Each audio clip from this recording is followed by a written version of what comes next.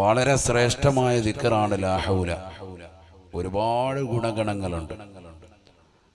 ലാ ഹൗല മുറുകെ പിടിച്ചവന് ദാരിദ്ര്യം ഉണ്ടാവൂല, സാമ്പത്തികമായിട്ടുള്ള ഭദ്രത ഉണ്ടാകും, ഒരു വിഷമം ഉണ്ടാവൂല.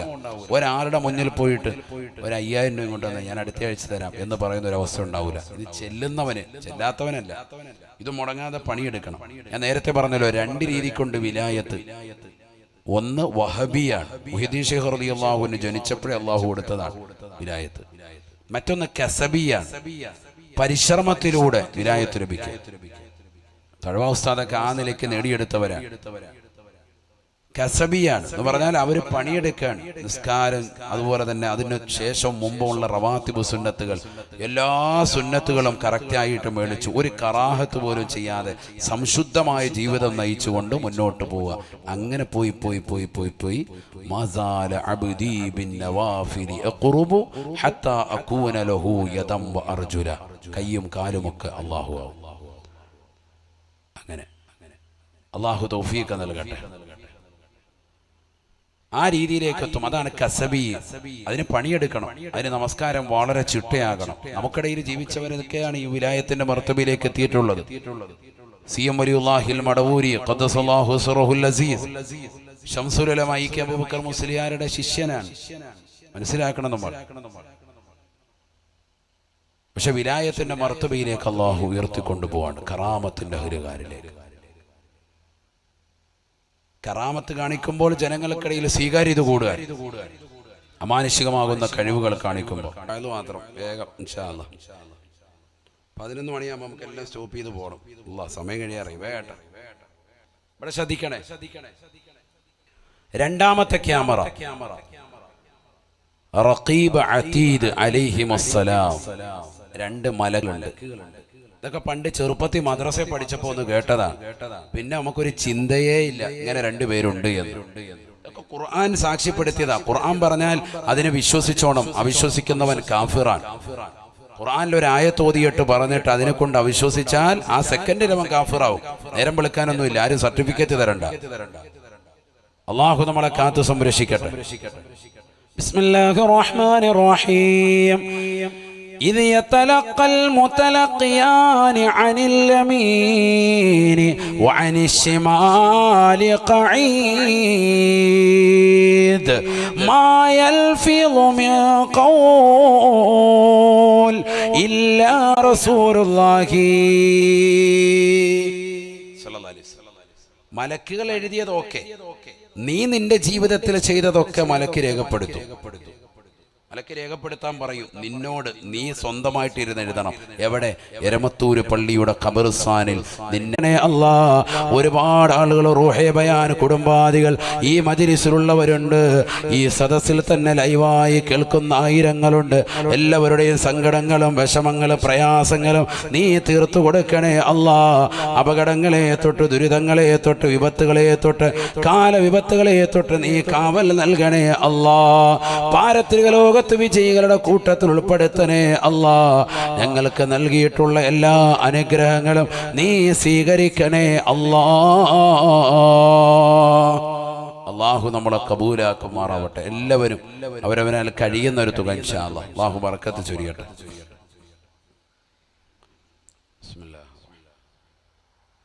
എത്രയെത്ര ചെറുപ്പക്കാരാണ്, ചെറിയ മക്കളാണ് മരണപ്പെട്ടു പോകുന്നത്. ഈ മാനാറിനെ തന്നെ നടുക്കിയതാകുന്ന മരണം. മുഹമ്മദ് ഇർഫാൻ എന്ന പൊന്നുമോന്, ഒരു കൊച്ചുകുട്ടി പോലും മരണപ്പെട്ടു പോയില്ലേ. ഇന്ന് അദ്ദേഹത്തിന്റെ പ്രിയപ്പെട്ടതാകുന്ന ഉപ്പയും ഉമ്മയും ഒന്ന് കണ്ടു. അല്ലാഹുവേ, അവരുടെ മനസ്സിന് നീ സമാധാനം കൊടുക്കണേ അല്ലാ. നീ സമാധാനം കൊടുക്കണേ അല്ലാ.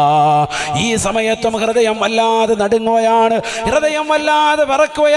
മക്കളെ കുറിച്ച് പറയുമ്പോൾ വല്ലാതെ കണ്ണീരോടുകൂടി നിലകൊള്ളുന്ന മാതാപിതാക്കൾ, അള്ളാഹു അവർക്ക് നീ ക്ഷമ കൊടുക്കണേ അല്ലാ. അവരുടെ മനസ്സിന് നീ സമാധാനം കൊടുക്കണേ അല്ലാ. ഏത് സമയത്താണ് എവിടെ വെച്ചാണ് മരണം വരുന്നതെന്ന് പറയാൻ പറ്റൂല. മാന്നാർ ടൗൺ പള്ളിയിൽ ഈ വിനീതൻ കഴിഞ്ഞ 7 കൊല്ലമായിട്ട് റബീഉൽ അവ്വൽ പ്രഭാഷണത്തിൽ വരുമ്പോഴൊക്കെ ആ പൊന്നുമോൻ വന്നുകൊണ്ട് ഉസ്താദേ എനിക്ക് ഹാഫിളാകണം, എനിക്ക് ആലിമാകണമെന്ന് പറഞ്ഞ് എപ്പോഴും വാപ്പയോടൊപ്പം വന്നുകൊണ്ട് ദുആ ചെയ്യിപ്പിക്കാറുള്ള മകനാണ്. ഒരുപാട് അലിമീങ്ങളും സാദാത്യങ്ങളുമായിട്ട് ബന്ധമുള്ള കുടുംബമാണ്. എന്നിട്ടും റബ്ബ് സുബ്ഹാനഹു വ തആല ആ പൊന്നുമോനെ കൊണ്ടുപോയില്ലേ അവന്റെ ചാരത്തേക്ക്. ഇത് റബ്ബിന്റെ വിധി മാത്രമാണ്, അത് പടച്ച റബ്ബിന്റെ വിധി മാത്രമാണ്. നന്മയിൽ ജീവിക്കുന്ന, നമസ്കാരങ്ങൾ ചിട്ടവെക്കുന്ന, ബുർഉദ്ദാഇനെ ഇഷ്ടപ്പെടുന്ന, ഹബീബായ നബി തങ്ങളെ പ്രേമിച്ചുകൊണ്ട് അനുരാഗത്തിന്റെ അലമാലകൾ തീർത്തുകൊണ്ട് പ്രവാചക പൊങ്കവനെ പുകഴ്ത്തിക്കൊണ്ട് നടക്കുന്ന പൊന്നുമോനെ ഹബീബായ നബി തങ്ങളുടെ ചാരത്തേക്ക് അല്ല അള്ളാഹുവിന്റെ സവിധത്തിലേക്ക് അവൻ കൊണ്ടുപോയതിൽ അതിശയോക്തിയില്ല. ഞാൻ പറയുന്നത് എൻ്റെ പ്രിയപ്പെട്ട പെങ്ങളെ, ചെറുപ്പക്കാരായ യുവാക്കളെ, ഞാനും നിങ്ങളും മരണത്തെക്കുറിച്ച് ഒരു വേളയൊന്ന് ചിന്തിക്കണം. ഈ രമത്തൂര് പള്ളിയുടെ ഖബർസ്ഥാനിൽ എത്രയെത്ര പൂർവ്വസൂരികൾ അന്ത്യവിശ്രമം ചെയ്തിട്ടുണ്ട്. നമ്മുടെ മാതാപിതാക്കളില്ലേ, നമ്മുടെ കൂട്ടുകുടുംബാദികളില്ലേ, നമ്മുടെ ബന്ധുമിത്രാദികളില്ലേ, നമ്മുടെ സഹോദരങ്ങളില്ലേ, നമ്മുടെ സുഹൃത്തുക്കളില്ലേ, നമ്മുടെ അയൽവാസികളായി നമ്മളോടൊപ്പം എപ്പോഴും സൊറ പറഞ്ഞിരുന്ന, വൈകുന്നേര സമയത്ത് അരമതിലിന്റെ ചാരത്ത് വന്നിരുന്നുകൊണ്ട് നിന്നോട് കഥ പറഞ്ഞിരുന്ന എത്രയെത്ര ഉമ്മമാര്, എത്രയെത്ര ചെറുപ്പക്കാരികളാണ് ഈ പള്ളിയുടെ ഖബർസ്ഥാനിൽ അന്ത്യവിശ്രമം ചെയ്യുന്നത്. എത്രയെത്ര ആളുകളുടെ മുഖത്തേക്കാണ് പിടിമണ്ണ് വാരിയിട്ടത് ചെറുപ്പക്കാരാ. എന്നിട്ടും നിനക്ക് മരണത്തെ കുറിച്ച് ചിന്തയില്ലാതെ പോയോ? ഈ അടുത്തടുത്ത് എത്രയെത്ര സിനിമാ നടന്മാരാണ്, നടിമാരാണ് മരണപ്പെട്ടു പോയത്. ആരാണ് മരിക്കാത്തത്? ലോകം കണ്ട് വിറപ്പിച്ചതാകുന്ന ഫിറഔൻ പോയില്ലയോ? ഏകാധിപത്യത്തിന്റെ സ്വേച്ഛാധിപത്യത്തിന്റെ ഭരണം നടത്തിയ ഹിറ്റ്ലർ മരണപ്പെട്ടു പോയില്ലയോ? നമ്രൂദ് മരണപ്പെട്ടു പോയില്ലയോ? മരണത്തിന് കീഴടങ്ങാത്തത് ആരാണ്? ചെറുപ്പക്കാരാ. എല്ലാ സ്വേച്ഛാധിപതികളും എല്ലാ ഏകാധിപതികളും മരണപ്പെട്ടു പോയിരിക്കുകയാണ്. ഒരു കാലഘട്ടത്തിൽ നാണയത്തിന്റെ മറുവശത്ത് ഫോട്ടോ പതിച്ചതാകുന്ന ആളുകൾ വരെ ഇന്ന് മരണത്തിന് കീഴടങ്ങിയിരിക്കുകയാണ്. ഒരാൾ പോലും ജീവിച്ചിരിക്കുന്നില്ല. മാക്സിമം 100 വയസ്സ്, അല്ല 150 വയസ്സ്, അതിനപ്പുറത്തേക്ക് ആയുസില്ലാത്ത കാലഘട്ടം. ചിന്തിക്ക് മനുഷ്യ, നീ എന്താണ് വെട്ടിപ്പിടിക്കാൻ ആഗ്രഹിക്കുന്നത്? ഈ ദുനിയാവിൽ കള്ളുകുടിച്ച് രഹസ്യമായ രീതിയിൽ, മോശപ്പെട്ട രീതിയിൽ വേഴ്ച നടത്തി തന്റെ പ്രിയപ്പെട്ട ഭർത്താവിനെ വഞ്ചിച്ചുകൊണ്ട് നടക്കുന്ന പെങ്ങളെ, പാതിരാത്രി സമയത്ത് ഭർത്താവ് അറിയാതെ കാമുകനെ വീടിന്റെ പിന്നാമ്പുറത്തെ കതക് തുറന്നിട്ടുകൊണ്ട് അവനെ വിളിച്ചു കയറ്റി അവനുമായി ശാരീരിക ബന്ധത്തിൽ ഏർപ്പെടാൻ ഉളുപ്പില്ലാതെ നാണമില്ലാതെ വെമ്പൽ കൊള്ളുന്ന പെങ്ങളെ, മാനാറിലുള്ള പ്രിയപ്പെട്ട പെങ്ങളെ, എന്തേ നിനക്ക് പറ്റിപ്പോയി? നീ എന്തേ സയ്യിദവറുകളെ മറന്നുപോയോ? ആത്മീയതയുടെ പ്രഭ നിങ്ങൾക്ക് വാരി വിതറിയ നിന്റെ മാതാപിതാക്കളെ ഈമാനികമാകുന്ന പ്രഭയിലേക്ക് കൊണ്ടുവന്ന, ആത്മീയമാകുന്ന ജാലയിലേക്ക് എത്തിച്ച നിന്റെ പ്രിയപ്പെട്ടതാകുന്ന കുടുംബാദികളെ ജീവസുറ്റതാകുന്ന പ്രഭാപുരത്തിലേക്ക് കൊണ്ടുവന്നതാകുന്ന ഈ മഹാന്മാര് ജീവിച്ചിരിക്കേ, അവർ ഖബറിലാണെങ്കിലും അവർ ജീവിച്ചിരിക്കുകയാണ്. അവർ കണ്ടുകൊണ്ടിരിക്കേ തെറ്റ് ചെയ്യാൻ പെങ്ങളെ നിനക്കെങ്ങനെയാണ് തോന്നിയത്? ചെറുപ്പക്കാരാ, നിനക്കെങ്ങനെയാണ് തോന്നിയത്? പാതിരാത്രി സമയം മാത്രമല്ല, പകലിൻ്റെതാകുന്ന സമയങ്ങളിൽ പോലും കള്ളു കുടിക്കുന്നവരില്ലയോ? ലഹരി നുണയുന്നവരില്ലയോ? കഞ്ചാവിനടിമപ്പെട്ട ചെറുപ്പക്കാരില്ലയോ? ഡ്രഗ്സിനടിമപ്പെട്ട ആളുകളില്ലയോ? അത്തരത്തിലുള്ള സാധനങ്ങൾ കൈമാറ്റം ചെയ്യരുത്, അത് വിൽക്കരുത്, അത് കൊടുക്കരുത് എന്ന് ഗവൺമെന്റ് നിരോധിച്ചതാകുന്ന പുകയിലെ ഉൽപ്പന്നങ്ങൾ വരെ രഹസ്യമായി നാവിൻ്റെ ഇടയിൽ വെച്ചുകൊണ്ട് അള്ളാന്റെ പള്ളിയിൽ വരെ നമസ്കരിക്കാൻ മടിയില്ലാതെ കടന്നു വരാ തയ്യാറാകുന്ന ചെറുപ്പക്കാരായ യുവാക്കളെ, നിനക്കെന്ത് പറ്റിയടാ? നീ എന്തുകൊണ്ടാണ് നിന്റെ ഭർത്താവിനെ, നിന്റെ ഭാര്യയെ വഞ്ചിക്കുന്നത്? ആ ഭാര്യ നിനക്ക് നൽകിയ സ്നേഹം എത്ര വലിയ ലാളിത്യത്തിന്റെ ആയിരുന്നു, എത്ര വലിയ സത്യത്തിന്റെ ധൂമായിരുന്നു. ആ സത്യത്തെ മറച്ചു വെച്ചുകൊണ്ട് നീ മോശമായ രീതിയിൽ അന്യ സ്ത്രീകളുമായി ചാറ്റിങ് നടന്നില്ലയോ? നിന്റെ മൊബൈൽ ഫോൺ അതിന് വില്ലനായില്ലയോ? നീ അള്ളാഹുവിനെ മറന്നുപോയോ? അള്ളാഹുവിന്റെ റസൂലിനെ മറന്നുപോയോ? ആ പ്രവാചകർ മുഖേന ഈ ലോകത്തേക്ക് ദഅവത്തുമായി കടന്നു വന്നതാകുന്ന അള്ളാഹുവിന്റെ ഔലിയാക്കൾ ഈ നാട്ടിലുണ്ട് എന്നുള്ള ബോധം നിനക്ക് മറന്നുപോയോ? എന്തേ ചെറുപ്പക്കാരാ നിനക്ക് സംഭവിച്ചു പോയത്? അതുകൊണ്ട് നീ മരണത്തെ കുറിച്ച് ഒരു വേളയൊന്ന് ചിന്തിക്കണം. എല്ലാം അസ്തമിക്കുകയാണ് മരണത്തിലൂടെ. ഇനി ഒരിക്കലും തിരിച്ചു വരാത്ത ലോകത്തേക്ക് പോവുകയാണ്. ഇനി ഭൗതിക ലോകത്തേക്ക് തിരിച്ചു വരില്ല. ഇനി നിന്റെ കൂട്ടുകാരിലേക്ക് അടുക്കാൻ പറ്റൂല.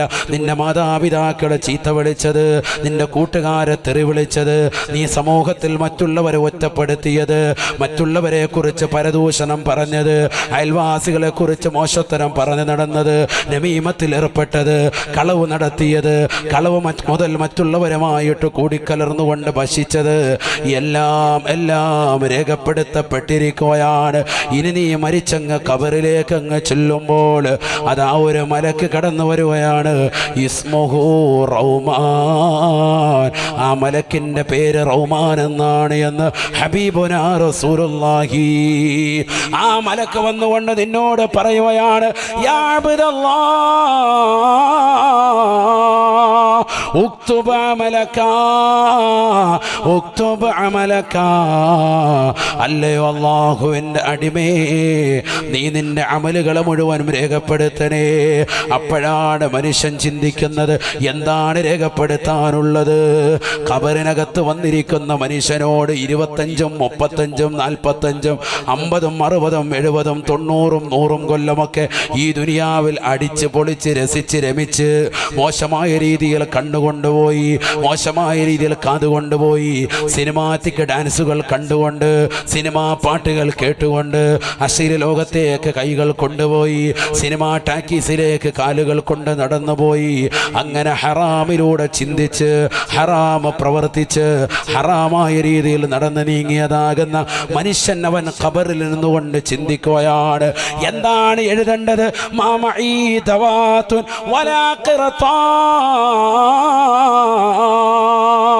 ഖബറിനകത്ത് നിന്നുകൊണ്ട് റഹ്മാൻ എന്ന മലക്ക് വിളിച്ചുണർത്തിയതാകുന്ന മനുഷ്യൻ പെങ്ങളെ പറയുകയാണ്, എൻ്റെ കയ്യിൽ മഷിക്കുപ്പിയില്ല, എൻ്റെ കയ്യിൽ മഷിയില്ല. മാമഈ ദവാതുൻ വലാ ഖലമുൻ വലാ ഖിറതാസ്, എഴുതാനുള്ള പേനയില്ല, എഴുതാനുള്ള കടലാസില്ല, എഴുതാനുള്ള മഷിയില്ല. അപ്പോഴാണ് അവനോട് മലക്ക് പറയുന്നത്, ഖലമുക ഖിർതാസുക ഖലമുക ഖലമുക ഖിർതാസുക വമിദാദുകരീഖുക വയസ്ബഉക ഖലമുക. നിന്റെ പേനയെന്ന് പറയുന്നത് നിന്റെ വിരലിൻ്റെ തുഞ്ചമാണ്, നിന്റെ കഫൻ പുടവയാണ് നിനക്കുള്ളതാകുന്ന പേപ്പർ എന്ന് പറയുന്നത്.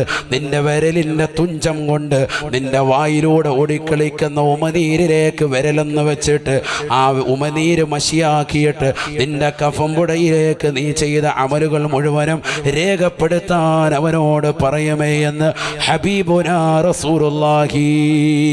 ഇതാർക്കും അഭിപ്രായ വ്യത്യാസമില്ലാത്ത കാര്യമാണ്. ഇത് പറയുമ്പോൾ മുസ്ലിം സമുദായത്തിലെ ഒരു വിഭാഗത്തിനും അഭിപ്രായ വ്യത്യാസമില്ല. കാരണം ഇത് പഠിപ്പിച്ചത് ഹബീബാണ്, ഇത് രേഖപ്പെടുത്തി വെച്ചത് ഇബ്നു ഹദറുൽ ഹൈതമി റളിയല്ലാഹു അൻഹു അദ്ദേഹത്തിൻ്റെ ഫതാവയിൽ 8-ാം പേജിലാണ്. അതുകൊണ്ട് മുഅ്മിനേ, ഇത് ഖബറിൽ സംഭവിക്കുന്നതാണ്. അവൻ രേഖപ്പെടുത്താൻ വേണ്ടി ഓർക്കുകയാണ്, അല്ലാ ഞാൻ എന്തൊക്കെ തെറ്റാണ് ചെയ്തു പോയത്.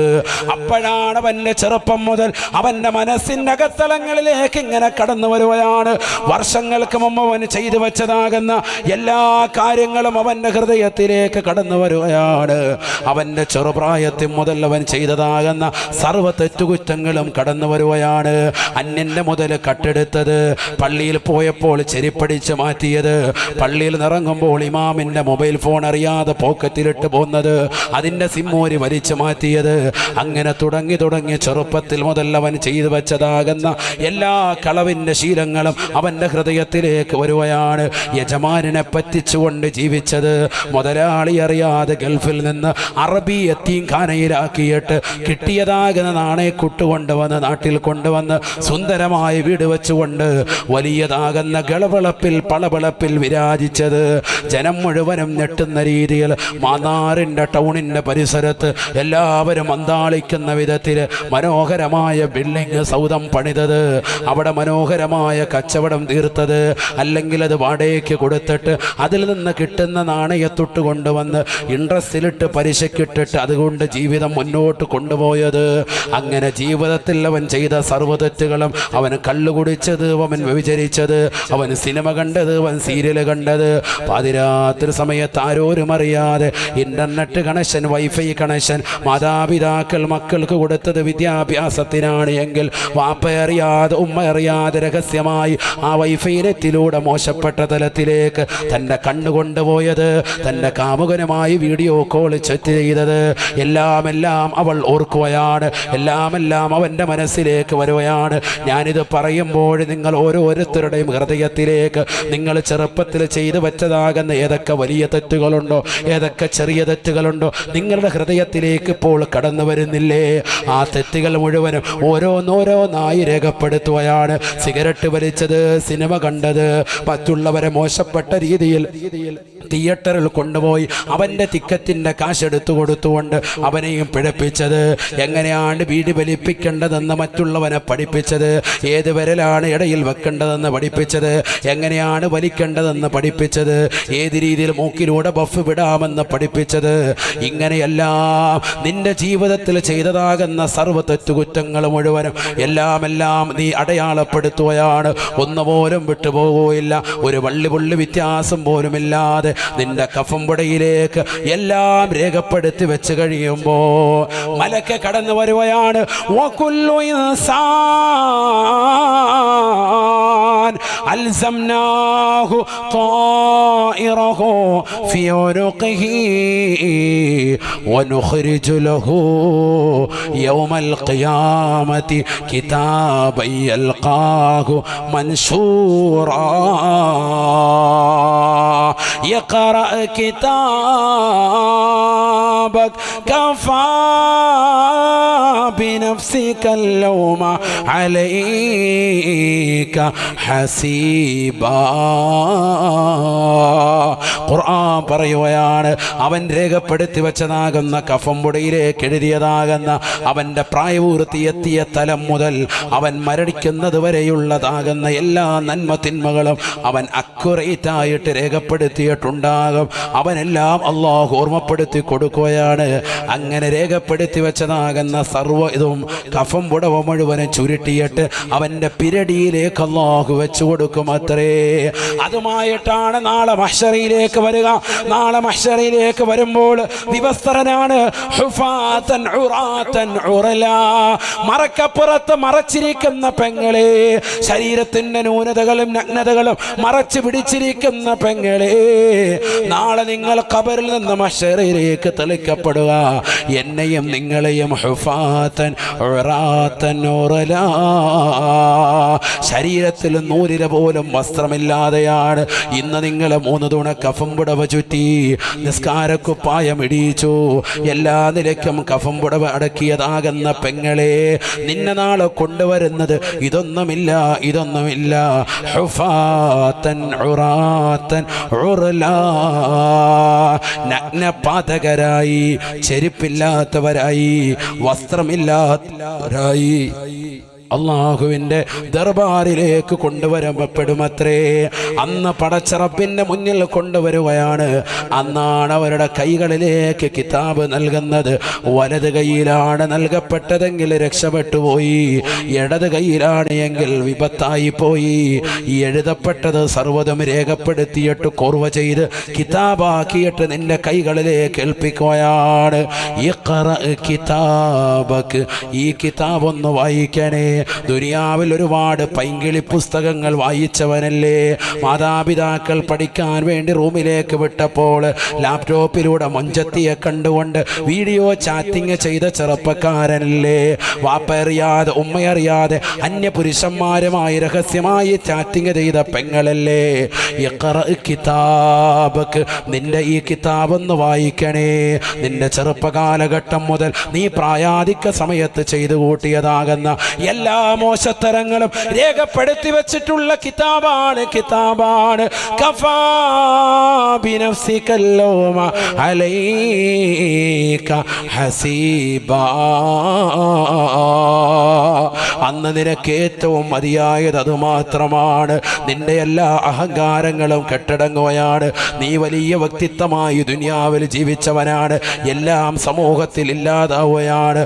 കാരണം എരമല്ലൂരിലുള്ളതാകുന്ന ആളുകൾ മാത്രമല്ല, എരമത്തൂരിലുള്ള ജനങ്ങൾ മാത്രമല്ല, ഇതിൻ്റെ പരിസരങ്ങളിലുള്ളതാകുന്ന വിശ്വാസികൾ മാത്രമല്ല, ഇതിൻ്റെ പരിസരങ്ങളിലുള്ളതാകുന്ന ഇതര സമുദായത്തിലെ സഹോദര സഹോദരിമാർ മാത്രമല്ല, നിന്നെ അറിയുന്നവരായിട്ടുള്ള നിന്റെ മാതാപിതാക്കൾ കഴിഞ്ഞുപോയ സമൂഹവും വരാനിരിക്കുന്ന ജനകോടികളും ഈ പള്ളിയുടെ ചുറ്റുവട്ടത്ത് അന്തിവിശ്രമം ചെയ്യുന്ന കോടാനുകോടി ജനങ്ങളും ഇനി വരാനിരിക്കുന്ന ജനകോടികളും എല്ലാവരും നിലകൊള്ളുന്ന മഹ്ശറയിൽ നിന്റെ കിതാബങ്ങ് വായിക്കപ്പെടുകയാണ്. സുബ്ഹാനല്ലാഹ്, നീ ചെയ്ത നീചകൃത്യങ്ങൾ, നീ ചെയ്ത തമ്മാടിത്തരങ്ങൾ, നീ ചെയ്ത മോശപ്പെട്ട പ്രവർത്തനങ്ങൾ നീ പാതിരാത്രി സമയത്ത് കണ്ടതാടുമ്പോൾ ഇളിഭ്യനാകില്ലേ മുസ്ലിമേ? ഏറ്റവും വലിയ മോശപ്പെട്ട മതല്ലേ മറ്റൊരാൾ കാണുകയെ തെറ്റ് ചെയ്യാൻ മടിക്കുന്ന നമ്മൾ? ഒരാൾ നമ്മുടെ മുന്നിൽ നിപ്പുണ്ട് എങ്കിൽ സിഗരറ്റ് വലിക്കാൻ മടിക്കുന്നതാകുന്ന ചെറുപ്പക്കാരാണ്, കള്ളു കുടിക്കാൻ മടിക്കുന്ന ചെറുപ്പക്കാരാണ്. എന്നാൽ കോടാനുകോടി ജനങ്ങൾക്ക് മുന്നിൽ നിന്നുകൊണ്ട് നിന്റെ നന്മത്തിന്മകളെ മുഴുവനും വായിക്കുകയാണ്. അതിൽ നന്മകൾ നന്നേ കുറവാണ്. കാരണം സുബഹി നിനക്ക് കറക്റ്റല്ല. ഇരമല്ലിക്കുമ്പോൾ നിന്നെ എവിടെ എറിയണമെന്ന് റബ്ബ് തീരുമാനിക്കും. അയ്യുഹൽ മുജ്രിമൂൻ, നിങ്ങളൊന്ന് മാറി നിൽക്കണേ തമ്മാടികളെ. നിങ്ങളെ ഇതാ നരകത്തിന്റെ വിറകുള്ളുകളായി അള്ളാഹു ചെയ്യിച്ചിരിക്കുകയാണ്. ചില ആളുകളെ റബ്ബ് സുബ്ഹാനഹു വ തആല അത്തരത്തിലാക്കിയിട്ടുണ്ട്. കാരണം അവർ ദുനിയാവിൽ മോശപ്പെട്ടതാകുന്ന ജീവിതം നയിച്ചവരാണ്. ഒരുപാട് വഅദുകൾ വർഷം തോറും കേട്ടിട്ട് പോലും ഒരു മാറ്റത്തിന് ജീവിതത്തിൽ തിരികൊളുത്താത്തവരാണ്. എന്നാൽ ചില ആളുകളുണ്ട്, അവർ മാറ്റത്തിന് തിരികൊളുത്തിയവരാണ്. അവർക്കിവിടെ കത്തിച്ചു വെച്ച ട്യൂബ് ലൈറ്റിനേക്കാൾ, ഇവിടെ പ്രകാശിക്കുന്ന ലൈറ്റുകളേക്കാൾ അവരുടെ ഹൃദയത്തിൻ്റെ അകത്തളങ്ങളിൽ ഈമാനികമാകുന്ന പ്രഭ ചൊരിഞ്ഞവരാണ്. അവർക്ക് നന്നാകണമെന്നുള്ള ചിന്തയുള്ളവരാണ്. അവർ സുബഹി നമസ്കരിക്കാൻ പള്ളിയിൽ നാളെ മുതൽ അവ്വൽ വഖത്തിൽ മകനെയും കൂട്ടി വരണമെന്ന് ചിന്തിക്കുന്നവരാണ്. ഭർത്താവ് ഗൾഫിലാണ്, എൻ്റെ മകനെ പള്ളിയിൽ വിടണമെന്ന് ചിന്തിക്കുന്ന ഉമ്മയാണ്. എനിക്ക് നാളെ മുതൽ അവ്വൽ വഖത്തിൽ എൻ്റെ മകളോടൊപ്പം എഴുന്നേക്കണം, സുബഹി നമസ്കരിക്കണമെന്നുള്ള ചിന്തയുള്ളതാകുന്ന ഉമ്മയാണ്. അൽഹംദുലില്ലാഹ്, അങ്ങനെ ചിന്തിക്കണേ, എങ്കിലേ നമ്മുടെ ജീവിതത്തിൽ വലിയൊരു മാറ്റമുണ്ടാവുകയുള്ളൂ. അതുകൊണ്ട് തന്നെയാണ് ഹബീബായ നബി തങ്ങൾ പറയുന്നത്, റഖീബ് അതീദ് എന്ന് പറയുന്ന മലക്കുകൾ നിനക്കുള്ള രണ്ടാമത്തെ ക്യാമറയാണ് എങ്കിൽ മൂന്നാമത്തെ ക്യാമറ ആ മലക്കുകളെ അള്ളാഹു ചേഞ്ച് ചെയ്യുന്നുണ്ട് എന്ന് ഹബീബുനാ റസൂലുള്ളാഹി സല്ലല്ലാഹു അലൈഹി വസല്ലം. മൂന്നാമത്തെ ക്യാമറ റഖീബ് അതീദ് അലൈഹിമുസ്സലാം അടക്കമുള്ള മലക്കുകളെ അള്ളാഹു ചേഞ്ച് ചെയ്യുന്നുണ്ട്.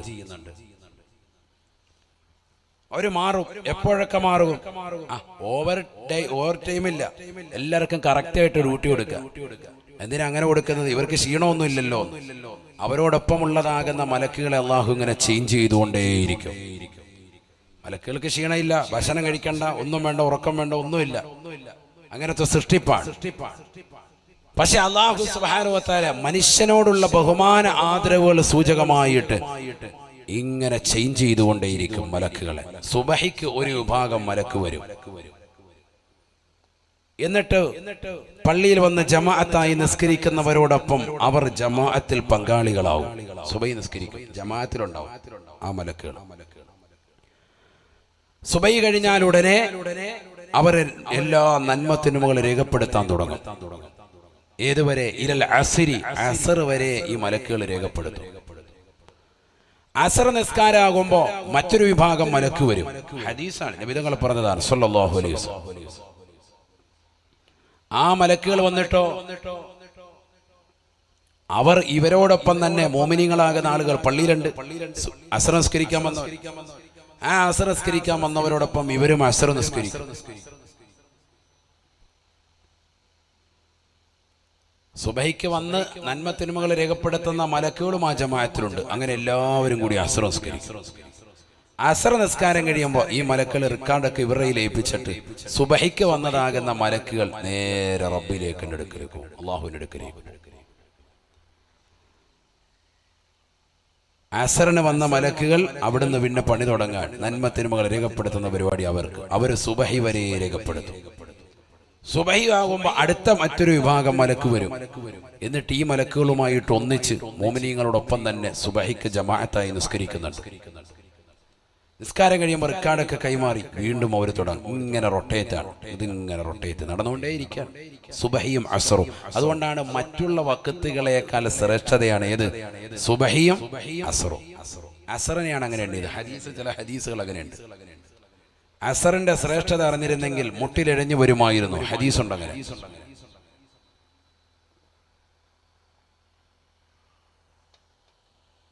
ഇൻഷാ അല്ലാഹ് എല്ലാവരുടെയും കയ്യിൽ ഒരു കവർ ഏൽപ്പിക്കും. നാളെ തങ്ങൾ വരുമ്പോൾ ഇൻഷാ അല്ലാഹ് എല്ലാവരും നല്ലൊരു സംഖ്യ ഇൻഷാ അല്ലാഹ് അല്ലാഹു കബൂലാക്കുമാറാവട്ടെ. നാളെയാണ് ഏറ്റവും അതിപ്രധാനമായ ദിവസം, സയ്യിദവറുകൾ വരുന്ന ദിവസം. ആ കവർ ഇൻഷാ അല്ലാഹ് എല്ലാവർക്കും നൽകും കേട്ടോ. എല്ലാവരും കൊണ്ടുപോകണം. അത് നാളെ തന്നെ എല്ലാവരും നല്ലൊരു തുക ഇട്ട് തിരിച്ചേൽപ്പിക്കണം. അത് അടുത്ത ഞായറാഴ്ച കല്യാണമുണ്ട് ഉസ്താദേ, റാഹത്തെ ഒരു കവർ വാങ്ങിക്കണമെന്ന് പറഞ്ഞിരിക്കുകയായിരുന്നു. ഈ കവർ കൊണ്ടുവെക്കാൻ അങ്ങനെ കൊണ്ടുപോയേക്കല്ലേ, കൊണ്ടുവന്നേനോ. അള്ളാഹു ബർക്കത്ത് ചെയ്യട്ടെ, അള്ളാഹു ബർക്കത്ത് ചൊരിയട്ടെ അല്ലേ. പറഞ്ഞില്ലെങ്കിൽ അങ്ങനെ അതുകൊണ്ട് അള്ളാഹു നമ്മളെ സ്വീകരിക്കുമാറാവട്ടെ, കബൂൽ ചെയ്ത് അനുഗ്രഹിക്കട്ടെ. അപ്പൊ അങ്ങനെ ചില മലക്കുകളുണ്ട്. അവരാണ് മൂന്നാമത്തെ കൂട്ടർ. അവർ മൂന്നാമത്തെ ക്യാമറകളാണ്. അവരൊരുപാട് പേരുണ്ട്. എത്ര പേരാണെന്ന് എണ്ണം പറഞ്ഞിട്ടില്ല. ഹദീസ് ഇങ്ങനെയാണ്. ഞാൻ ഹദീസ് ഒന്ന് ഓതി പറയാം, ശ്രദ്ധിച്ചോ. എന്തിനാ ഈ ആയത്തു ഹദീസൊക്കെ ഓതി പറയുന്നത്? ഒന്നുകൂടെ വിശ്വാസം ഉറയ്ക്കാൻ വേണ്ടിയാണ്. വേഗം നിർത്തും. ഇനി 2 ക്യാമറയും കൂടെ ഉള്ളു. വേഗം പറഞ്ഞങ്ങ് നിർത്തും. മൊത്തം എത്ര ക്യാമറയാണ്? ഒന്നാമത്തെ ക്യാമറ ആരാൻ? 2 ആശാനോ? റക്കീബ് അത്തീദ്. മാഷാ അല്ലാഹ്. മോന്റെ പേരെന്താ? അവന് പറഞ്ഞോ, പേര് പറഞ്ഞോ. യാസീൻ. മാഷാ അല്ലാഹ്. അല്ലാഹു ബർക്കത്ത് ചെയ്യട്ടെ. നമ്മുടെ മക്കളെയൊക്കെ അല്ലാഹു സാലിഹീൻ ഉൾപ്പെടുത്തട്ടെ. بسم الله. قال رسول الله صلى الله عليه وسلم يتعاقب فيكم ملائكة بالليل وملائكة بالنهار يجتمعون في صلاة العصر وفي صلاة الصبح صدق رسول الله. حبيبنا رسول الله صلى الله عليه وسلم തങ്ങൾ പറയുകയാണ്, യതആഖബു ഫീകും മലായികത്തും ബില്ലൈൽ വമലായികത്തും ബിന്നഹാർ. പകലിൽ ചില മലക്ക് ഇറങ്ങി വരും സുബഹിയുടെ സമയത്ത്. വമലായികത്തും ബിലും ചില മലക്കുകൾ അടങ്ങി. അത് പരിശുദ്ധമായ സുബഹിയുടെ സമയത്തും അസ്റിന്റെ സമയത്തുമാണ്. സുബഹിയുടെ സമയത്ത് രാത്രിയിൽ ചില മലക്കുകൾ ഇറങ്ങി വരും. അസ്റിന്റെ സമയത്ത് പകലിൽ ചില മലക്കുകൾ. ഞങ്ങൾ അങ്ങോട്ട് ചെല്ലുമ്പോഴും അവർ നിസ്കാരത്തിലായിരുന്നു അല്ലാ. അവർ സുബഹി നിസ്കരിക്കുകയായിരുന്നു അല്ലാ. സുബഹി മുതൽ അസ്ർ വരെ നന്മത്തിന്മകൾ രേഖപ്പെടുത്തിയിട്ട് ഞങ്ങൾ തിരിച്ചു പോഴുമ്പോഴും വതറകിനാഹും വഹും യുസല്ലൂന യാ അല്ലാ. നിസ്കരിക്കുന്ന ആളുകളെ പറ്റി മലക്കുകൾ റബ്ബിന്റെ അടുക്കൽ നന്മ പറയുകയാണ്. ഞങ്ങൾ തിരിച്ചു വരുമ്പോഴും അവർ അസ്ർ നിസ്കരിക്കുകയായിരുന്നു റബ്ബേ. മലക്കുകളോട് മലക്കുകൾ അല്ലാഹു ശക്തി എല്ലാ അവയവങ്ങൾ മുഴുവനും നീ ചെയ്യുന്ന എല്ലാ നന്മത്തിനും മകൾ രേഖപ്പെടുത്തിക്കൊണ്ടിരിക്കുകയാണ്. ഇതൊക്കെ നിനക്ക് നാളെ എതിരാകും. അതിന് നീ വേറെ സൂറത്തൊന്നും ഓതണ്ട, സൂറത്ത് യാസീൻ എന്ന് ഓതിയാൽ മതി. എന്റെ കൂടെ ഒന്ന് ഓതിക്കോ. ബിസ്മില്ലാഹിർ റഹ്മാനിർ റഹീം. അൽയൗമ നഖ്തിമു അലാ അഫ്വാഹിഹിം വതുകല്ലിമുനാ ഐദീഹിം വതശ്ഹദു അർജുലുഹും ബിമാ കാനൂ യക്സിബൂൻ. പരിശുദ്ധമായ ഖുർആൻ സൂറത്ത് യാസീനോട് അല്ലാഹു സുബ്ഹാനഹു വ തആല വ്യക്തമായി പഠിപ്പിക്കുകയാണ്. നാളെ അല്ലാഹുവിന്റെ കോടതിയിലേക്ക് ചെല്ലുമ്പോ നമ്മുടെ വായകൾക്ക് അല്ലാഹു സീൽ വെക്കുകയാണ്. അല്ലോ മനഖ്തിമു അലാ അഫ്വാഹിഹിം. നമ്മുടെ വായകൾക്ക് അല്ലാഹു സീൽ വെക്കുമത്രേ. വാ കൊണ്ട് സംസാരിക്കാൻ കഴിയുകയില്ല. നിങ്ങളൊന്ന് ചിന്തിക്കണേ മുസ്ലിമേ. ഇന്ന് ഈ ലോകത്ത്, ഈ ഭൗതികമാകുന്ന ലോകത്ത് വായിൽ കിടക്കുന്നതാകുന്ന പല്ലിന്റെ ഉള്ളിൽ കിടക്കുന്ന നാവുകൊണ്ട് അതിട്ടിങ്ങനെ അടിക്കുമ്പോൾ അതിലൊരു സംസാരമുണ്ടാകുന്നു, അതിലൊരു സംസാരത്തിന്റെ ധ്വനിയുണ്ടാകുന്നു, അത് കേൾക്കുന്നു, അത് നമുക്ക് മനസ്സിലാകുന്നു. എന്നാൽ ഈ ഈ നാവ് പോലെയുള്ള ഒരവയവമായി കൈ എന്തുകൊണ്ട് ഇങ്ങനെ അടിച്ചിട്ട് സംസാരമില്ല, മനസ്സിലാകുന്നുമില്ല? ചിന്തിക്കാത്തത്.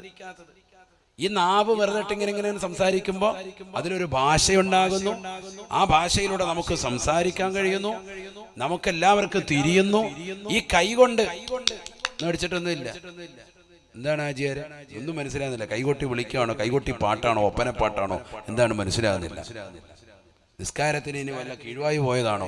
നമുക്കൊന്ന് പോകണ്ടേ പെങ്ങളെ, എരമത്തൂരിലുള്ള ഉമ്മ നമുക്കൊണ്ട് പോകണ്ടേ പെങ്ങളെ?